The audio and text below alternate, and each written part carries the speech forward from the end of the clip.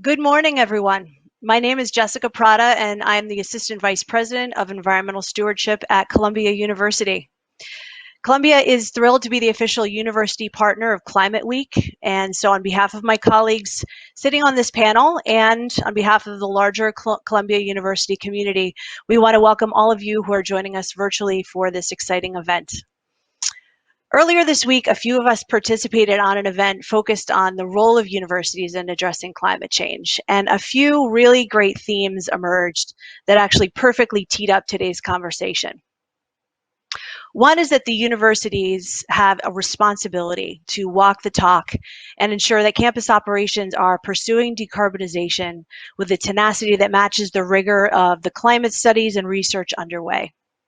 Another theme we heard is that the actual process of developing a sustainability plan is paramount, and that the getting there cultivates new connections across stakeholders that don't normally work together, creates a space for us to listen to one another, and empower students with the skills that will make them better sustainability leaders out in the world. It also teed up relationships for us that would be critical to move the work forward once plans are published. Today, I am so thrilled to be joined by three of my colleagues who were key contributors as part of the process to build Columbia University's Plan 2030, which is our 10-year sustainability plan grounded in climate science to put the university on a path to net zero emissions by 2050 or sooner. Their insights, their leadership, their teamwork, in addition to that of about 80 plus faculty, staff, and students across the campus, enabled us to release a plan to meet this moment. We need to be aggressive. We need to aim higher than we ever have. We need to have dramatic shifts in the way we do things. And we need to shift from sustainability as an option and continue to shift into way, this is just the way that we're doing things now. And it's the lens through which all work must be done, period. Before we jump into our panel discussion today, I wanted to just run through a few high-level slides that we're going to provide just a high-level overview of what actually is in Plan 2030, so we have a very solid place to jump off for our conversation.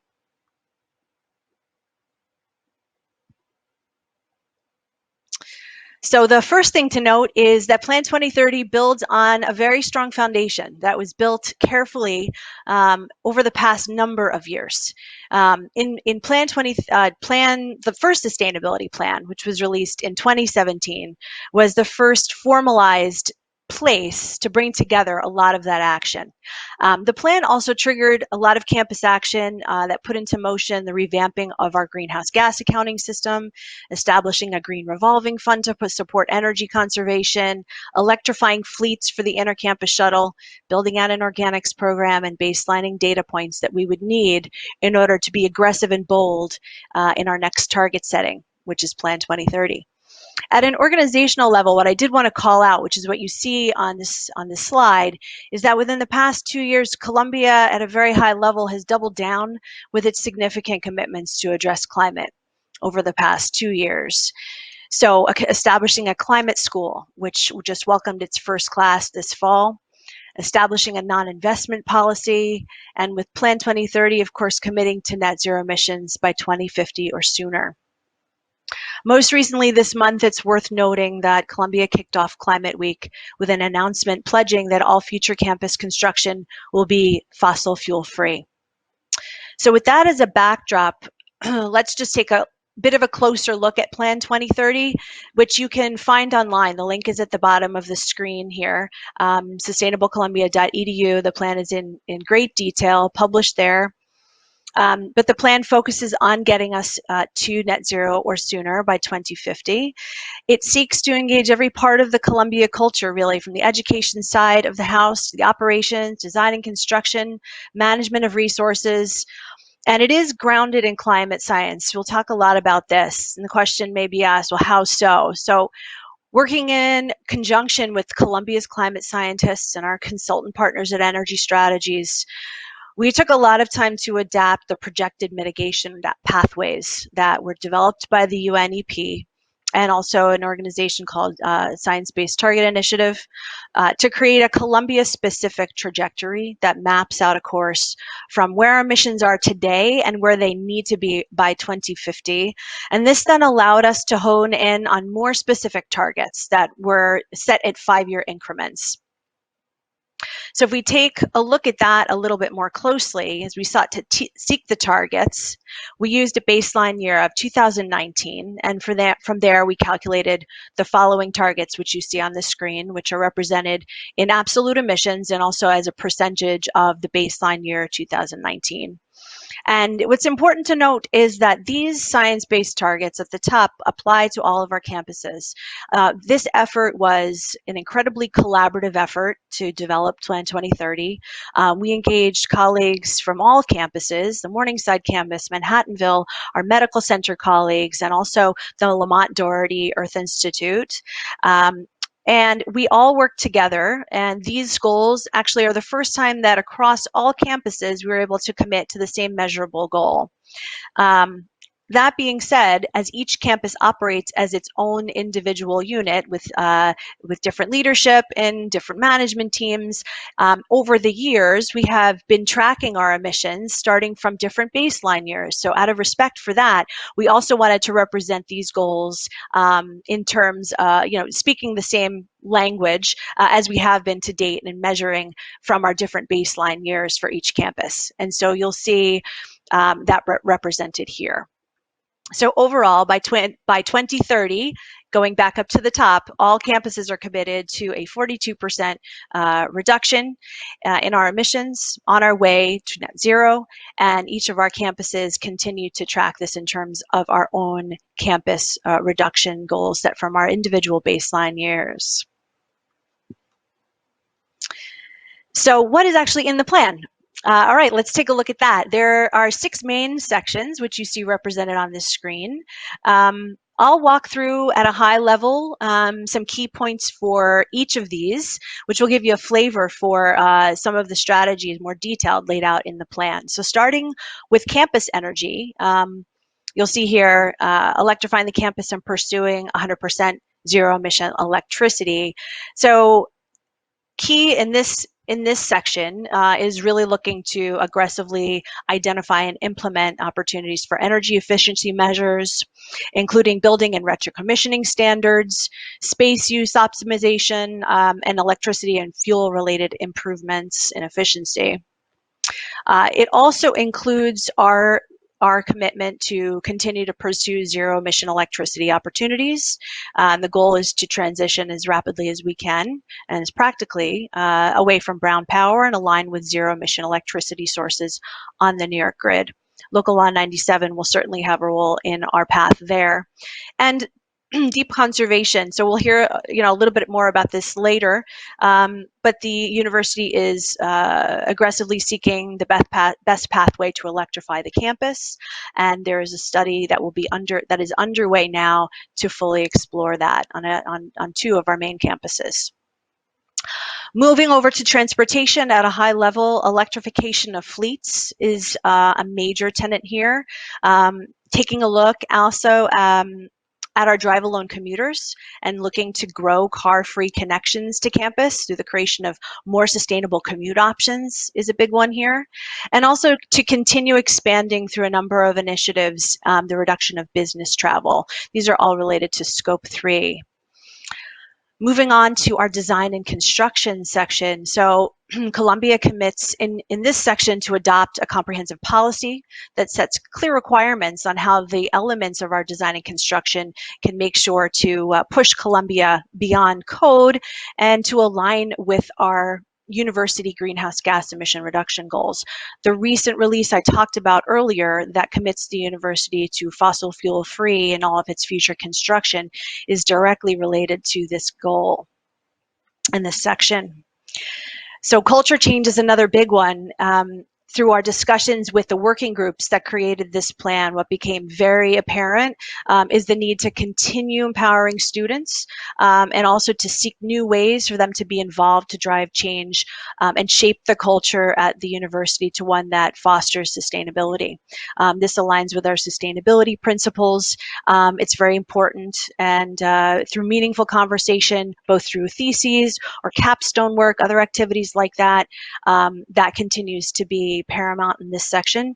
We're also looking to find new ways to implement new mechanisms that might deepen the sustainability literacy of students, even for students that may not be studying sustainability or climate.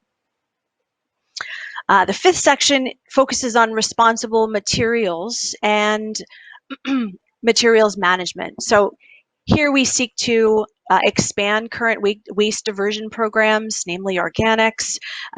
We are seeking here to also get a deep dive understanding of our supply chain and of our capital goods. And also this section will be informed by a sustainable events policy that will commit to zero waste events and also wrap in a number of practices that will help bring events in line with the university goals. The last section really focuses on water, and here we seek there on a number of levels, different opportunities to support equitable water distribution, expand awareness of water usage on campus, and also seek new opportunities to capture rainwater potentially and divert it from contributing to sewage overflow. So that was a lot of information, but I think important just to give everyone a flavor of the plan, and gives us a really good jumping off point to have the discussion today. So with that, I want to introduce the moderator for today's event. It's my colleague, Dan Zarilli. Dan just joined Columbia a couple of months ago as the Special Advisor for Climate and Sustainability after he served as New York City's Chief Climate Policy Office Advisor.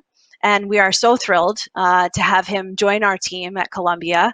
And I will turn it over to Dan to take it from here and do the intros of the rest of the panel. So thank you. Wonderful. Thank you so much, Jess. That's a really great overview of Plan 2030 and the leadership here at Columbia on confronting our climate crisis. I'm just thrilled to be here at Columbia and just be part of this climate leadership that's happening here. And you mentioned some of those key pieces, the fact that we have a fossil fuel exclusion policy in our endowment, that we are committed to achieving net zero by 2050 or sooner, and hopefully sooner, because we all know how urgent this crisis is. And the creation of the climate school itself, of course, is a cornerstone of that climate leadership here at Columbia, where we're seeking to advance climate research to make sure we are pursuing and delivering real evidence-based climate solutions and really empowering the next generation of climate leaders here at Columbia. And so it's really exciting to be here. I'm spending part of my time, of course, on the climate school, but also a good part of my time here to support the campus decarbonization efforts and Jessica's leadership and all of the great work that's gone into Plan 2030, including the announcement that she mentioned from earlier this week at the start of Climate Week, where we are no longer going to install new fossil fuel connections here on campus. So I always come to problems thinking that if you're in a hole, you got to stop digging, and I think that means no more fossil fuels wherever possible, as we are also seeking to end the on-site combustion of fossil fuels, and as we're electrifying the campus. It's a really exciting announcement. It's perfectly aligned with some interesting things that have just happened out of both New York State and New York City government to bring more renewable and clean electricity into New York City from wind, from solar, from hydro, with new transmission into the grid here in New York City. So there's so much great alignment of solutions and climate action happening here at Columbia, and it's a really exciting place to be. With that, let me introduce our panelists and bring them into this conversation, because I think there's a rich body of information here that we want to go through and talk about. How this plan has really been a whole of university approach to campus sustainability. And hear from not only those of us here on the staff here at the university, but also faculty and students that played a key role in the development of Plan 2030. I am joined by Jason Smardon, the Lamont Research Professor at the Lamont Doherty Earth Observatory and Earth Institute faculty at the Earth Institute. Joined by Jeet Viswanathan, Director of Energy Management and Sustainability at the Columbia University Irving Medical Center. Izzy Seckler, an undergraduate student, junior at Columbia College, class of 2023. And of course, Jessica Prado, who you just heard from, who runs our environmental sustainability program. Jess, let me start with you and let you expand a little bit more on the leadership components of Plan 2030 and the message that we're trying to send and the action that we're trying to deliver here of being a climate leader. Of course, we all want to be climate leaders. It's a great, healthy competition across many different universities and other actors. How do you see this triggering the bold action that we need to see to confront our climate crisis and deliver on our net zero goals? What's the role of the plan in delivering on those commitments? So thanks, Dan. I think there are two main elements that I'll talk to hit on that question.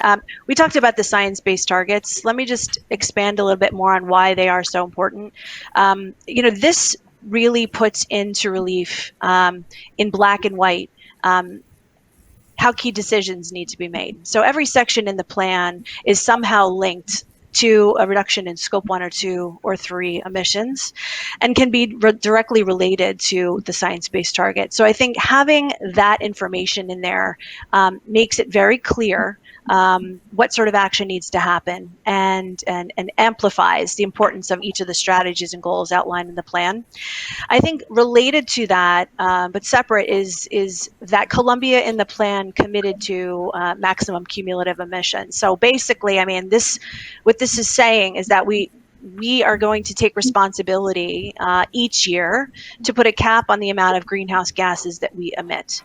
This will prevent any, kicking of the can down the road, so to speak, but it will absolutely make sure that we remain, stay the course and stay on the path. These two measurements are really very critical. It becomes really a math problem when you come down to it. I think that's how I'd answer that question. This is really a perfect storm of the climate school coming online, Plan 2030 kicking off in the same year, and then the deep commitment from both sides to amplify efforts. I think all of that combined also will continue to keep pressure on and to trigger really aggressive action. Great, thanks, Jess. I've been involved in lots of planning exercises and putting together plans and efforts, and some of those, you see it in other places, they become documents that sit on a shelf because they don't have the right buy-in. And I'd like to turn to Jason and Izzy on this, and knowing that there was a key component of the development of this plan that we brought in who was helping develop the plan, and therefore a wider set of buy-in into the priorities, into the policies that come out of it. Jason, maybe if I could ask you to describe a little bit, and then I'll turn to Izzy, just your role as faculty in the development of the plan.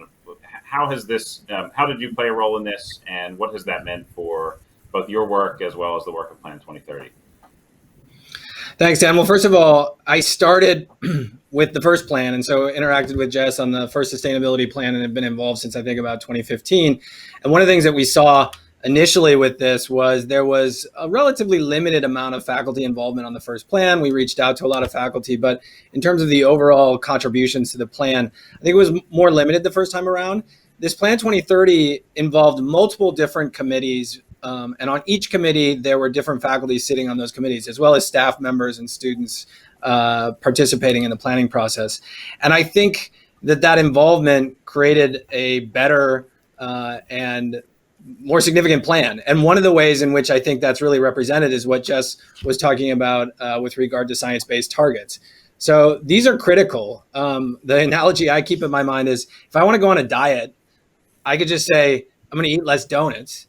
But in terms of the total calorie intake that I'm taking versus what I actually need to get to start losing weight, it means nothing if I say that I'm just going to cut one thing or another out of what I'm eating. Similarly, you see a lot of these commitments to reducing greenhouse gas emissions, but are those commitments actually constructed in a way that will take us along the pathway necessary to avoid the worst impacts of climate change as prescribed by the scientific community. And so I think one of the things that you see in this plan that's critical is we're not only saying we're going to reduce emissions and have this laid out in terms of what our plan is, but it's connected to the pathways that are necessary to essentially stay under 2 or 1.5 degrees C of warming with regard to our portion of that contribution in the carbon budget over the next several decades. And so it's not just a commitment to reduction, it's a commitment to reductions that are timed in a way that will keep us below those critical targets. That's really helpful. Thank you, Jason. Izzy, let me turn to you. As a student at Columbia who played a role in the development of this plan, what has this meant for you? Please describe your role and how students have played a role in the planning as well as the implementation of Plan 2030. Sure. So I came to the Office of Environmental Stewardship in 2019 when I came to Columbia as a freshman, and I was one of the few, if not the only undergraduate really involved in this, taking an interest in what Columbia is acting on, really because I was interested in what sustainability means outside of the classroom. The sustainability context of where I'm from in Florida compared to living in New York City now is very different, but it opened my eyes into what, one, living sustainably means, but two, thinking sustainably, using it as a framework for everything we interact with here on our campuses and our local communities. So coming to a campus culture group, thinking about how we can get students involved and really engaged in this, it's made me think of Columbia as a real kind of ecosystem of education of sorts, where it's become a personal mission of mine to help each student find their place in that. So whatever they're passionate about, whatever their interests are, academically or not, help them connect that with sustainability and sustainably living so that we can all benefit from it. So that's kind of helped us it's shown us that there are more straightforward or formalized ways like clubs or capstone classes, research or other projects. But really, it also takes a sort of independence to be able to just explore online, explore all of the immense research and leadership and solutions coming out of Columbia. And I think being inspired by that. So we can tap into the existing energy of students that are really inspired to work on sustainably here at Columbia and connect them to the other students in here and help everybody get involved with this and have those meaningful conversations with everybody. That's great. Thank you, Izzy. I'd like to turn just to some of the key components of the plan itself. And we talk a lot about electrification here. Jeet, you operate a key campus on the Columbia University in the Columbia family at the medical center. It has to operate, has to be able to continue to deliver services that we deliver on the medical center campus. Talk about the role of electrification, what it means for you and the work that's underway to deliver on that commitment. Absolutely. Great question. I'm going to answer this completely from medical centers perspective, although electrification study is going on different campuses. But before I do that, and in order to build some context, let me quickly say that Local Law 97 is the most ambitious law with stringent targets of reducing building level emissions by 80% by 2050 for buildings over 25,000 square feet. At Columbia, using building level energy consumption data, we can break down the fuel usage of all our buildings and rank them in terms of their carbon emission potential. Since the last 2 decades on the medical center side, we have been consciously switching or upgrading from, say, the use of number 6 oil to number 2 oil, and more recently using natural gas. But to truly decarbonize our buildings, data suggests that we should eliminate the use of oil, natural gas, or steam and switch them to electricity. Therefore, we started an electrification study on our campus. The scope covers over 85% or over 3 million square feet of space and is by far the single largest audit in New York City of its kind. A similar study, like I mentioned, is underway on the Morningside campus as well, which covers the central plant and 64 of its buildings that it serves. Through this electrification study, or we like to call it strategic electrification, we are first aggressively looking at reducing 40 to 50% of energy consumption through deep energy efficiency measures. And then at the same time, shifting our heating from fossil fuels to electricity. 100% clean grid by 2040, coupled with electrified buildings, will allow us not only to reach the Local Law 97 goals, but also meet the science-based targets that are set for net zero emissions under Sustainable Columbia Plan 2030. It's so important the way you talk about the strategic electrification. The one, first cutting the amount of energy we use just across the board, and then working to electrify that to get the fossil fuels out of that system. What sort of I'm going to go a little deeper on this one because I'm curious. I think the audience will be interested in this. Is like, what are the measures? How are you doing that? What are the what? And I know the study's not done yet, but you have a good sense of the kinds of things that are going to allow you to hit those targets. Can you talk a little bit about the specific measures and technologies that you're employing for that? Absolutely. So when we look at a building as a whole, the elements within the building, say for example lighting, is that up to code, or are those the latest technology that is on campus? General day-to-day operations that we are doing, can we fine tune it to do it in a better way without investing any money, without investing any resources? Can we change the way we do things on our campus that can get us those deep energy efficiency measures? A simple example, steam traps. It's a kind of trap that is installed in most of the buildings that use steam. What we did was we just surveyed those steam traps to see if they're working efficiently or not. And we identified close to $150,000 in utility cost savings, but at the same time, improving the efficiency of the system that's working, that thereby reducing the energy consumption of that building. So simple measures like that have been helpful. That's ongoing operations. But when we are trying to look at the entire building at its own, a simple ongoing operation might not work independently. So we are thinking about how can we look at multiple things and how can those synergies be applied across the entire system that can collectively bring down the energy consumption of the building. That's where the 40 to 50% target really lies.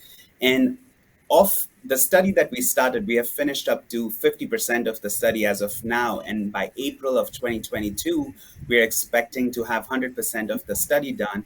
But while we are doing this study, we have already, for certain buildings, have identified certain measures that can get us that 50% that we are looking for. So it is quite possible, it is quite achievable. But once the study is done, we can all put it together and quantify it. That's great, Jess. Can I put you on the spot here? And the medical center is different than the Morningside campus, than the Manhattanville campus. I know we are just underway now with some of those same measures. Can you talk about what electrification might look like on Morningside and on the Manhattanville campus in particular, and how that might play out a little differently than the medical center? Right. So I think the approach for the electrification study that was developed for the Morningside campus is structured very similarly to the medical center's approach. Jeet worked really closely with the key lead on energy down at the Morningside campus to put that out. We're about 15% done with the study, and I think that we can assume that a lot of the topics that Jeet discussed will absolutely come into play for the Morningside campus. And I think will just help us get a better handle on how to approach things at the central plant, which is what our study really looks like. It takes a look at the core campus and how energy sort of moves throughout, the campus from the central plant to about 60 buildings or so. At the Morningside campus. And a lot of these buildings, the reason the approach was determined this way is because a lot of these buildings are the ones that are going to be subject to Local Law 97 first, and so make the most sense to address. And I think from there are a number of phases that will line up after that to further inform. So this study will help us better understand how not only to address the central plant, but then also tweak some of the buildings in similar ways that Jeet talked about.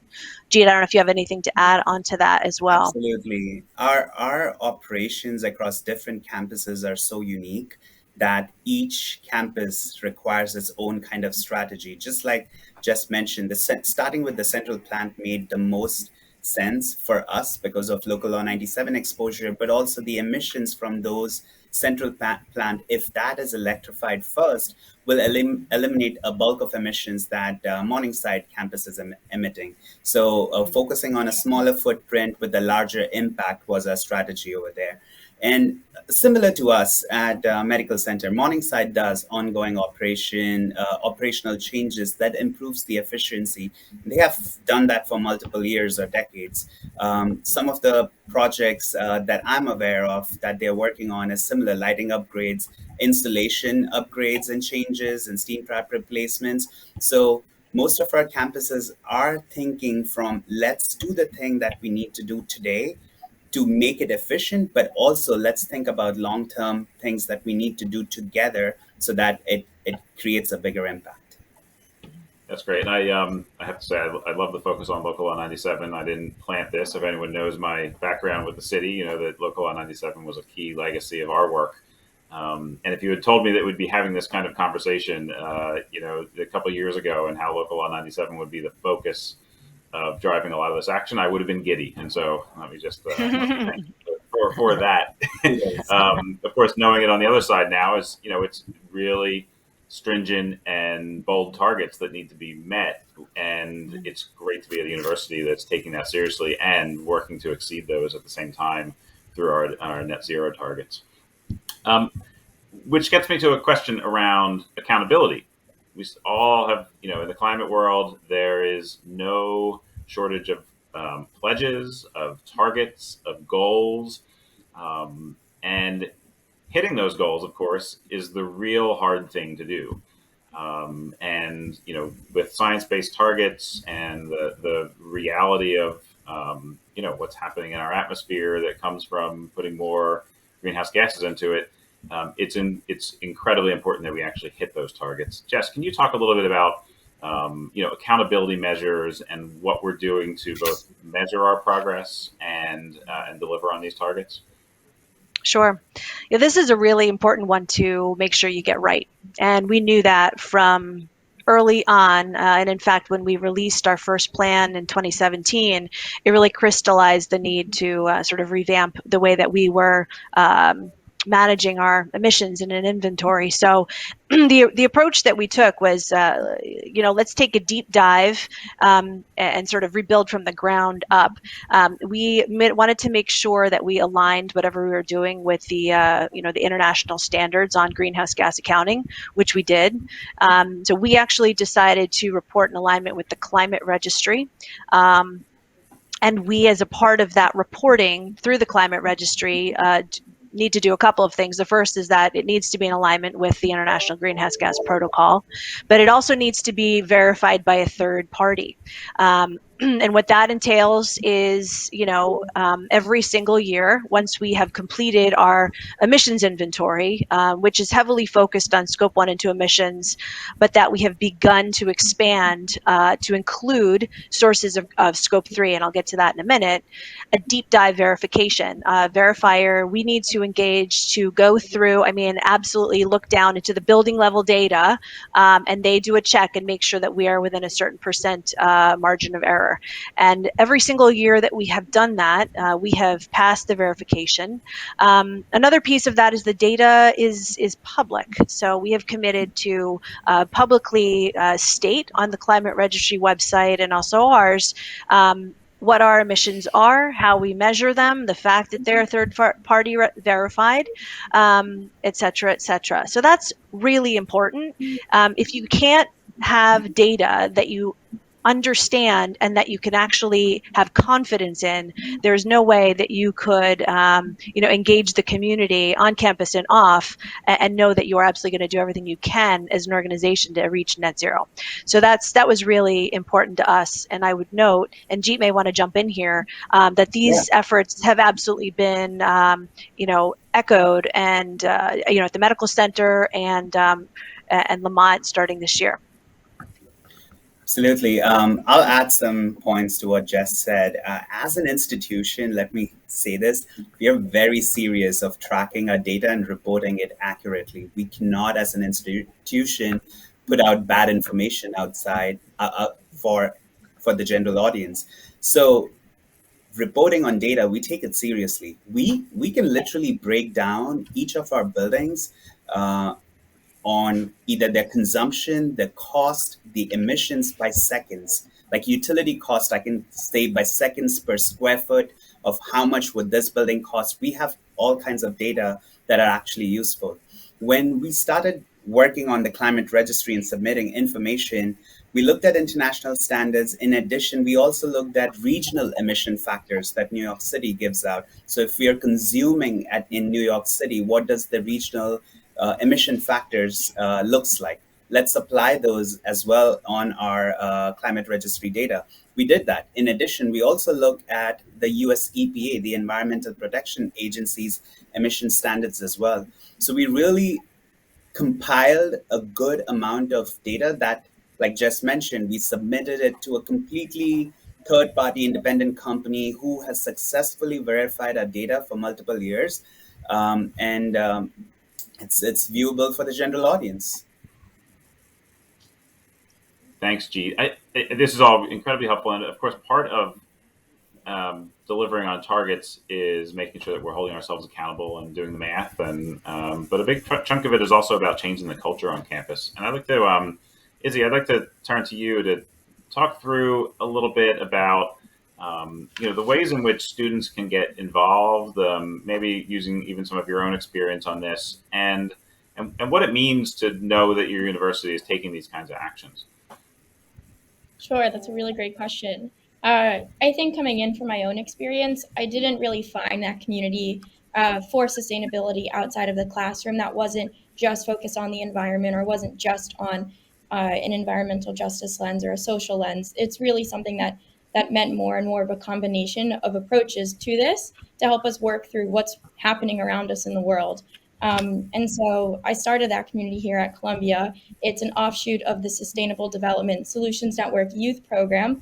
So we have a club that bridges undergrads and graduate students here, which has been a wonderful community, and really just having conversations with people around climate and sustainability and what it means to, like I said earlier, live sustainably, but then also use this framework in classes and in life as a whole. And it's been really special for that. But I think more so what students can do here on campus, there will always be people motivated to do things, but I think to get all of the students involved, it really needs to be a question of how the university can support and encourage this passion and engagement for students in the plan for like how we can accomplish the Plan 2030 and these sustainability goals. So one example, like you were talking about accountability and tracking what Columbia is doing, we need to get that info to students in a visible way, whether that's physically on campus or in some online format, and show them why that matters. Another great example, in the past few years, all of these sustainability leadership positions for students have been popping up on various councils, clubs, and across all different schools. So maybe Sustainable Columbia can incorporate a centralized council for everyone to kind of come together and have a more joint effort in that aspects. There's so many more examples that I can come into, and I don't know how much time I have here, but from changing Columbia's past traditions to integrate sustainability and climate consciousness into them, like the core curriculum, for example, to new student challenges to reduce plastics or electricity usage in the dorms.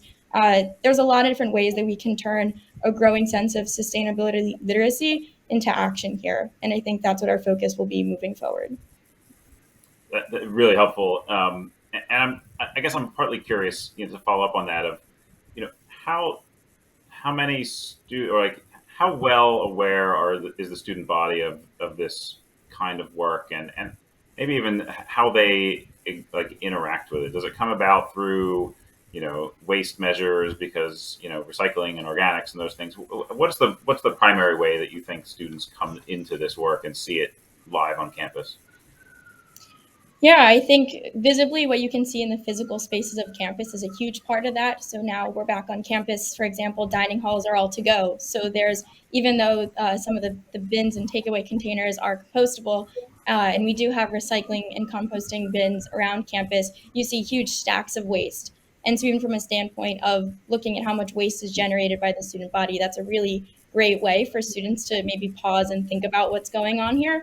But as far as, what the specific energy emissions or statistics of the buildings across campus. That is not in the students' minds at all. And so that's maybe something I know Professor Spearden has talked about before, having QR codes at the front of buildings where students could scan if they're interested and actually see what's going on if there's some way to understand that. But yeah, I think it's definitely something that Columbia can work on as a whole. It's not just that we have this new climate school and that's going to be the main focus to educate the students, but really how Columbia can help the students become climate conscious as a whole and come to this school and leave the school having this better understanding of where we are here in New York City. That's great. Jason, that's a perfect segue, because I'm really curious what the faculty answer on that is, and the way in which faculty see this kind of work and not only help influence and bring their own research and academic endeavors into this, but just as members of the community. What are your thoughts on this? I think that the faculty are about as ignorant of the activities as the students are on a large scale. And let me qualify that. I think there's obviously the things that Izzy was talking about with regard to, the visible aspects. But, not a lot of us have intimate experience with steam traps, as Jeet mentioned earlier. And a lot of the things that, are going on within the university to address things like our greenhouse gas emissions aren't visible to everyone. And so in speaking to students and faculty, I think there's a lack of awareness about what's actually being done because a lot of it's going on behind the scenes. And so I think there's an important element of education and awareness that needs to be increased on campus to really bring people up to speed about what's being done. The faculty who are engaged. And so, I think that there are many faculty who are aware of some of the things that are going on. And the ways that we found, I think, the most productive overlap has been through classwork, student projects, research, et cetera. And where I think that that's so fundamental is that sustainability on campus, and one of the reasons why it is so powerful, in addition to just limiting our environmental impacts and achieving sustainability in our operations, is that we offer a living lab to students to learn about these things. And the faculty who have tapped into what's going on, for instance, in the Office of Environmental Stewardship, have found incredible resources to basically provide research projects for students, thesis projects for students. Jess comes in and gives guest lectures to classes. I mean, just communicating the kinds of things that are going on to campus and allowing students to interact with it in a way that that educates them, but also the benefit for things like the Office of Environmental Stewardship is you get the brilliance and passion of the students that we have at campus, providing research and ideas to how we're operating here. And just a few examples, we sent some students down to an offset conference at Duke prior to COVID, but we're able to come back and really talk to us about different offset projects we could pursue, ways to pursue local offset projects that might be useful for the university. We had a student do a senior thesis on the social cost of carbon as it's specifically applied to university. We've had research projects on the emissions associated with faculty travel. All of that represents research and information that students have provided that have really helped the operations on campus. And so with regard to faculty, I think that they should be aware of what's going on and recognize this as a tremendous resource to bring into their classrooms and teach students about sustainability initiatives and have actual hands-on opportunities to give their students in that process.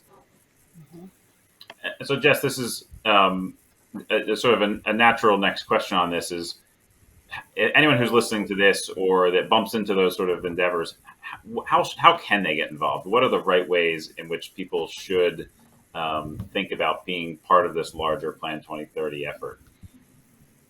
Yeah, that's a great question. And I think it, like Jason and Izzy said, I think there's so many inroads that it depends on, where people will sit in the organization. But certainly, like Jason mentioned, we're always looking for new partnerships, within the classroom to continue to use the campus as a living lab. So if you are a faculty member and you have interest in partnering with us, it would be great to take that conversation live. Jason, just to say it, I mean, when he said about the capstone opportunities and helping to solve problems and sort of explore issues, our approach to Scope 3 emissions and the way that we're actually engaging and tracking and sort of accounting for those have been informed heavily by student thought within the classroom.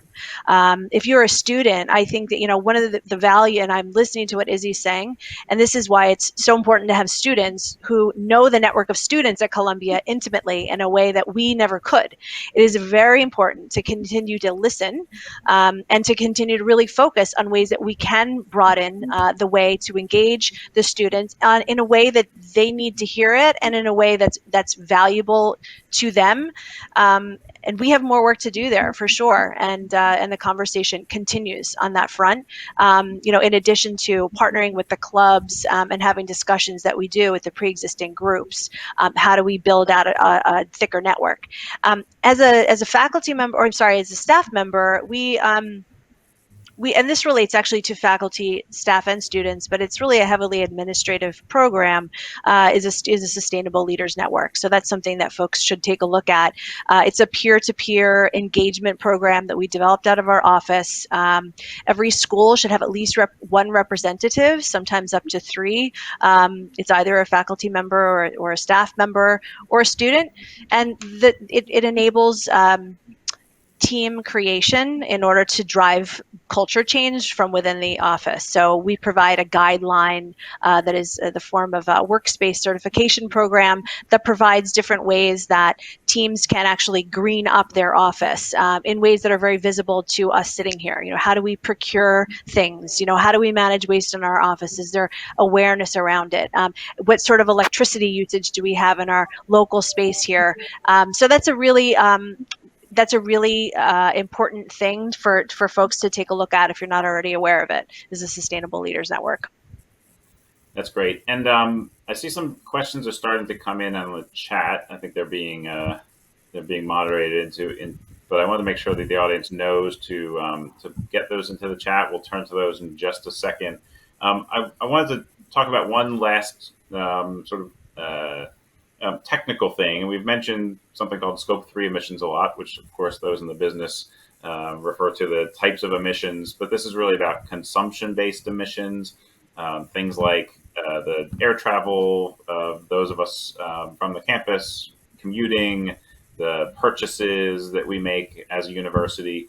Jess, can you talk a little bit about what's coming next in our thinking about expanding beyond the Scope 1 and 2, or just the energy usage on campus based emissions, to this broader Scope 3 emissions? Why is it important? What are we doing about it? What can people expect? What should they know? Right. Yeah, Scope 3 emissions is really sort of the next frontier for many schools and for many organizations. And it's the one, I think, most importantly, that can be most in front of our face, actually. It's the one that as individuals that we potentially have the most ability to impact. Like you mentioned, Dan, there's a number of sources that inform Scope 3 emissions. Commuting, air travel, waste data, but also purchase goods and services, capital goods, upstream leased assets, things like that.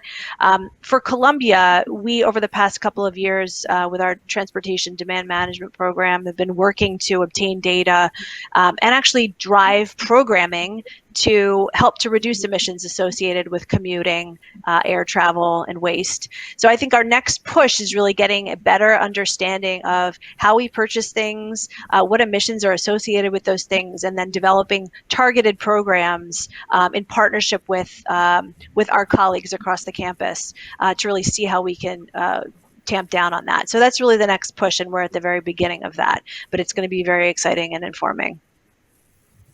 Do you have anything you want to add in on that from the medical center side, and what those kind of emissions mean for you? Absolutely. We are going to participate on the Scope 3 level screening emission level data, working alongside with Morningside on that. Primarily, we know there are 15 sources, 8 upstream, 7 downstream, that we need to track under Scope 3 emissions. So the next phase for us is building up on those and trying to get the information that is required to build Scope 3. But we are at a very preliminary stage. Like Jess says, this is by far the biggest challenge any organization or other universities have as well. But we are taking the steps to start working on it as of today. That's great. Thank you. So a couple of questions coming in, and I'm not sure who I'm going to pose this to, but it's an interesting one around, you know, how what we do on the university campuses and with our own actions, how does it matter beyond the campus? And of course, we, you know, Columbia University exists in the largest city in America, home of the UN, Wall Street. There's a lot of different interesting factors about being here in New York City, the media capital of the world, where when things happen in New York, they matter disproportionately to when they may happen elsewhere. I'm curious how either Jess or Jason, particularly in your work, what that means to you to think about how what we do matters not just here but outside of our borders. I'm not sure who's the right person to answer that, but Jason, what are your thoughts on that? I've got lots. First of all, you know, what we do and how we walk the walk is sets a sort of normative, ethical baseline for what we think is important and what we're telling our students. So I think, first of all, you know, in our own community, saying that this is important, saying that we're going to pursue this, says something to our students. It also, of course, says something to the outside world. One example I have in my mind is Bill McKibben recently tweeted out to his millions of followers that he thought it was incredibly significant that an Ivy League institution was devoting a whole school to climate. That means something, and it's something symbolic that I think is really important. We also are training students who are going to go out into these organizations and pursue environmental change within those organizations where we place them. We're educating the future leaders, and you know, at one of the most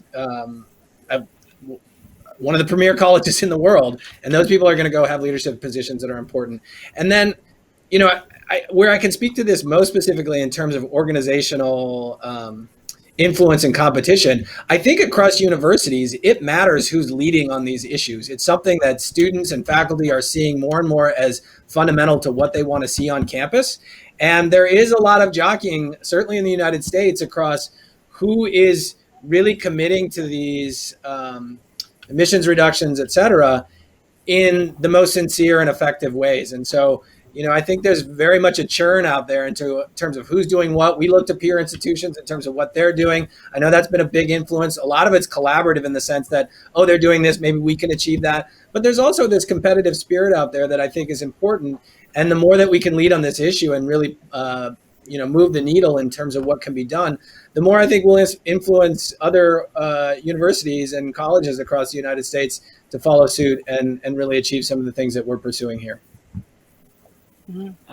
Izzy, actually, I'm interested in your perspective on this too, because you know, as you know, thinking about other students and whether they're choosing to, you know, spend their time and get their education at particular universities, is this changing the calculus for incoming students or, you know, people that may be considering graduate school? Is this a differentiator in some way of how we're acting and walking our talk?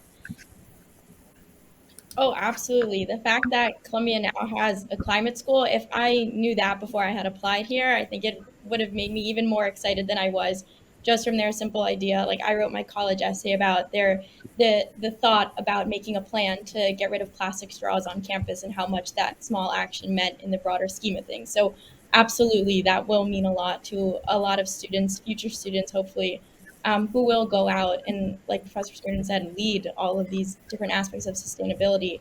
But I think the biggest thing with that is so many students are actually engaged in sustainability and studying things related to it. They just don't realize it. They don't realize that there are so many different facets of this that Columbia as a whole can help them be a part of and really thrive in. And so I think getting, you know, those, not just the buzzwords, but actually acting what that means and seeing it, it's going to be huge. I think you're right. I think, you know, one of the major promises of the climate school is I think the idea that we've gotten past thinking of climate as a niche environmental issue and really understanding it's an all of society issue. Jason, did I cut you off? Were you about to jump in on that? I was just going to say, I can say very specifically that Izzy came here because of our sustainability work on campus. So we got a superstar like Izzy because she was impressed with what we were doing in sustainability. So that's one example, but it does happen. And the more that we talk to students, the more it is something that they're considering. That's great. Another question that came in from the chat here is about making sure that climate change education is a component of every orientation for students. Jess, how would you answer that in terms of knowing that people are coming onto campus every semester or every year, and are there different things that we could be considering or doing to make sure that they're being brought in and understanding what's happening here on campus, that there's a broader set of orientation into these issues? Mm-hmm. Yeah, I think that having this as part of orientation for all students coming in is actually a really important thing that we should be striving for.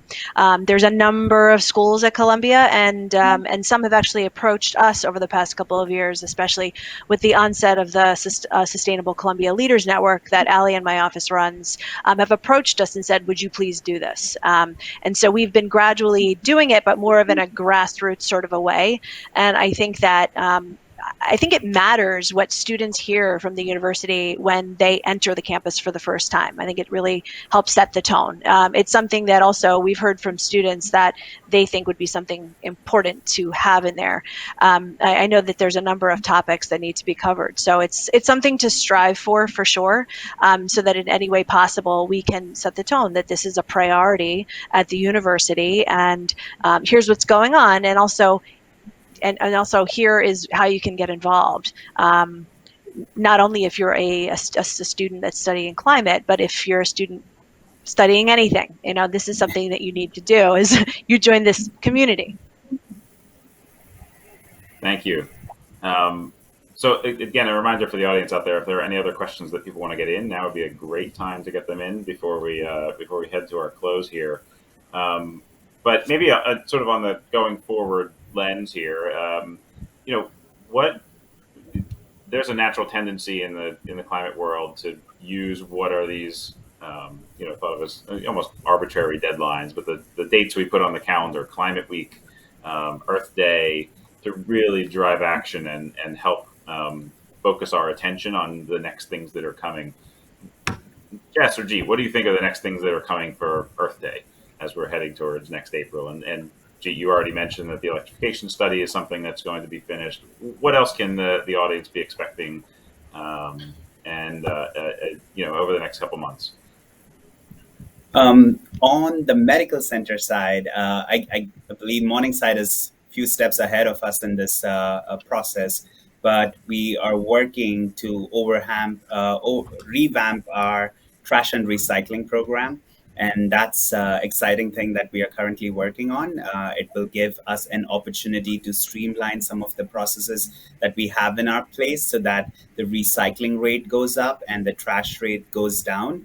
And we anticipate that there will be more education around it and focus around it so that people can engage with us, students, staff, and faculty can engage with us and make this successful. So non-energy, I'm really excited about the trash and recycling program. And it also ties into the Scope 3 emissions that we want to quantify using the data that we collect from the trash and recycling upgrade. So on the medical center side, I'm really excited for that.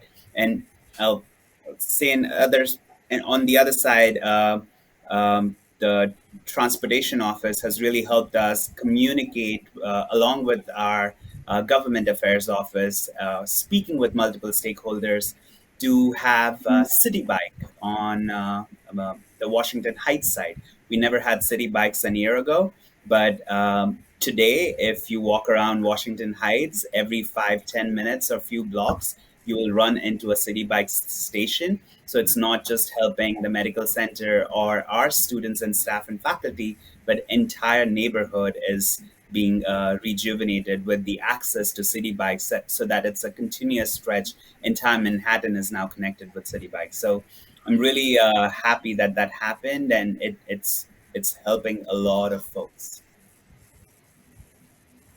Thanks. And I would say that just on the Morningside campus and I think beyond, one of the things we're looking to do is to really broaden the conversation around single-use plastics. There's a lot of work already happening on this. I know Izzy mentioned it before. It's definitely a hot topic. So I think one of the things that we're going to be working on, first we engaged a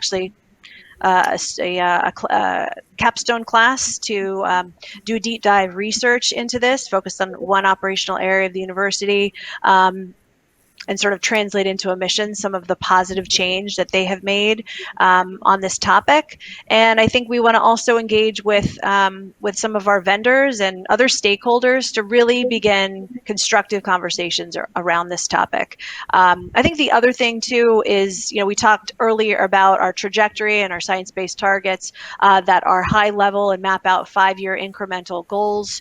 One of the other things we want to do is really get more specific and build on the knowledge we have already about what projects may align with the trajectory to actually get us towards the goal, and just to work up some more friendly communication tools and graphics so that we can more frequently update the community. So that's, I don't want to promise by a certain date, but that's something that's absolutely underway and that we're going to be excited to share when it's ready. Thanks, Jess. So I think we're close to running out of time here. I want to do a quick little lightning round on the last question here of, if there's one final thing that you want to make sure our audience knows, or that you would like as a channel for getting information out, what do you think is the most important thing going forward? Start with you, Izzy. Sure. I'd say just rather than thinking about Earth Day, like you were mentioning dates, I'm thinking about tomorrow. The small things every day that I can do, because you don't have to be perfect to make an impact in sustainability, but you have to be at least persistent. And I think for me as a student, engaging with other students here, seeing what the landscape is, that's the biggest thing. So I just want to be a part of it all as much as I can to make an impact. That's great. Thank you. Jason? I'd just say I'd like everybody to know that this plan exists and that there's a whole effort around further developing plans and further implementing what's being done for sustainability on campus. And you should seek out every way that you can to engage what's being done. Great. G, lightning round. What's your top? 2050 seems like it's many years away, but we promise you we are working on this plan and we will implement it, and we'll get to net zero emissions by or before that date. Great. Jess, I'll give you the last word. Sure. I think that, there's so many conversations that sometimes we'll have and people will say, well, why isn't the university doing this? Or why isn't this department doing that? And I think that once they actually take the time to engage and have a conversation with us or our colleagues, they're actually quite pleased with some of the momentum underway. That's not to say that there aren't a lot more things that we think that we should be doing. But I would say that, take the opportunity to review this plan and absolutely engage with us. That is how we get better. And it's important to us to have your voice. Amen to that. Anyone out there listening should be pushing us to go faster, go farther, and make sure that we're all going together on this. It's incredibly important. So I just want to thank all of our panelists here for this great conversation today. I hope everyone out there in Zoom land has enjoyed this conversation as well. And with that, I think we're going to conclude the panel conversation, and I'll hand it back to Jess for the real final last word. So thank you, everybody. Great. Well, thanks to Dan, to Izzy, G, and Jason for participating on this panel today. It was something that we were really so excited to get out there. So thanks for tuning in. We actually look forward to continuing to share more progress on all the things we talked about over the coming months. This video will be posted online after the event, so we'll see about getting that link back out to you folks that are tuning in. But keep an eye out for it on the sustainablecolumbia.edu page, and also over at the Climate School. And as always, as I mentioned, we invite you to contact us with any follow-up questions or comments that you may have. We appreciate your attention today. Thank you so much, and enjoy the rest of Climate Week. Have a wonderful day.